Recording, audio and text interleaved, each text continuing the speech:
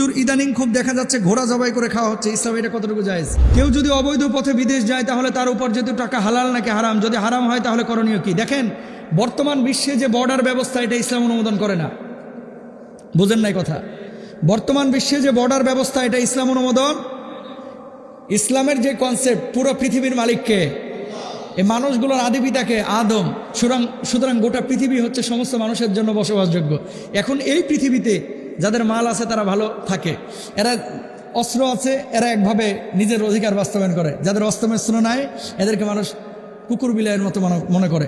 আফ্রিকার মানুষ একদিকে না খেয়ে মরতেছে, আরেক দেশের মধ্যে দেখেন খাইয়া ওই খাবার পচে যাচ্ছে, নষ্ট হয়ে যাচ্ছে, খাওয়ার লোক নাই।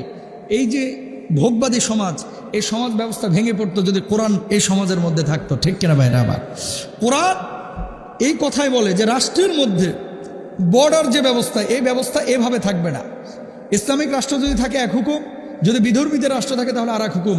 কিন্তু আমরা যেটা দেখি যে আমেরিকায় যাইতে পারবে না, কানাডায় যাইতে পারবে না, অমুকে যাইতে পারবে না, তমুক জায়গায় যাইতে পারবে না। এই যে এই অবস্থা আসলে ইসলাম এগুলোকে নিরুৎসাহিত করে। সারা পৃথিবী হবে একটা পাসপোর্টে, সব পৃথিবীর মানুষ হাসরের ময়দানের মতো চলবে, কোনো দেশ থাকবে না, কোনো সমাজ থাকবে না, সারা পৃথিবীর মানুষ কাঁধে কাঁধ মিলিয়ে কাজ করবে। আল্লাহ সুস্থতার সাথে পৃথিবীবাসীকে এরকম হওয়ার তৌফিক দান করুক, আমিন বলেন। তাহলে মুসলমানদের মধ্যে গ্রুপিং মারামারি দরকার আছে না নাই? কয় আছে। সারা এক উম্মা কনসেপ্ট, উম্মাতান ওয়াহিদা। কে হানাফি, কে আহলে হাদিস, কে মাযহাবি, কে জামাতি, কে হেফাজতি, এগুলো দেখবো না। আমাদের বড় পরিচয় আমরা ইসলামিক, আমরা মুসলিম। আমাদের বড় পরিচয় আমার আল্লাহ এক, আমার নবী এক, আমার কোরআন এক। ঠিক না? পারবো না ইনশাল্লাহ?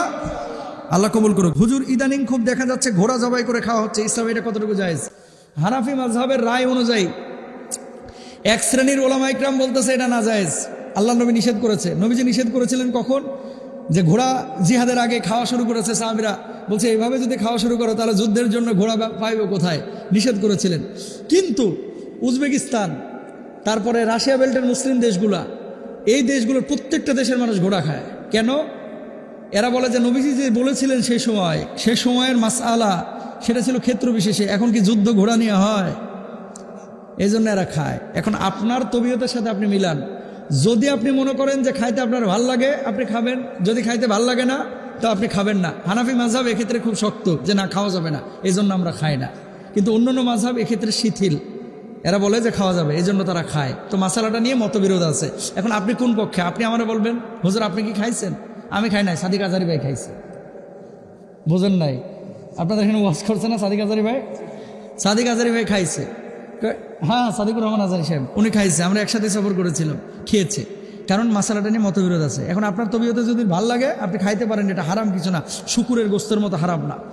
আসসালামু আলাইকুম।